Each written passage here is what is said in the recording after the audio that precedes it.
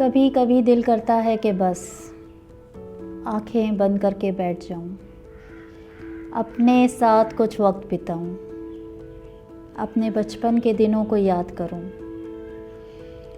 कैसी बेफिक्र सी हुआ करती थी, न घर के कामों की कोई फिक्र होती थी, न जल्दी उठने का टेंशन।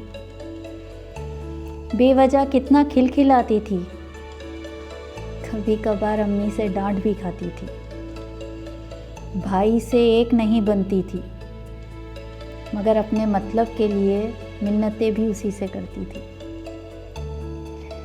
हाय वो बेफिक्री, वो बेपरवाही, सब हवा हुए। अब मैं किसी की बीवी, किसी की माँ हुई। अब मैं देर तक सो सकती नहीं, घर के कामों से लापरवाह हो सकती नहीं। अपनी ख्वाहिशें, अपने शौक़ सब समेट डाले हैं।